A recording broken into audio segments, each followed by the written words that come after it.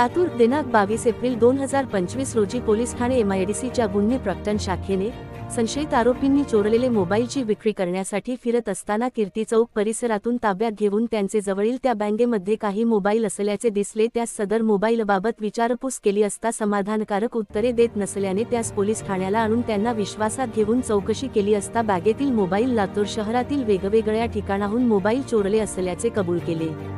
सदर इसमांना त्यांची नावे विचारले असता त्यांनी आपली नावे 1 ओम मुरलीधर सूर्यवंशी वय 19 वर्षे रा हाडको कॉलनी लातूर, 2 सतीश नरसिंग माने वय 22 वर्षे रा हाडको कॉलनी लातूर असे सांगितले।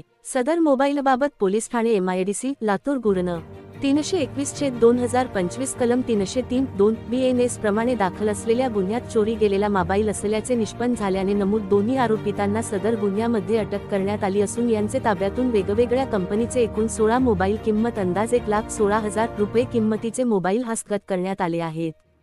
पुढील तपास पोलीस अंमलदार गोविंद चामे हे करत आहेत। सदरची कामगिरी पोलीस अधीक्षक सोमय मुंडे, अपर पोलीस अधीक्षक डॉक्टर अजय देवरे, उपविभागीय पोलीस अधिकारी लातूर शहर रणजित सावंत यांचे मार्गदर्शनात पोलीस ठाणे MIDCचे पोलीस निरीक्षक सुधाकर देडे यांच्या नेतृत्वातील पथकामधील पोलीस उपनिरीक्षक प्रशांतसिंग राजपूत, सफौ बेल्लाळे, शिंगाडे पोलीस अंमलदार मुळे, भोसले, मस्के, ओरगले, सोनकांबळे यांनी केली आहे।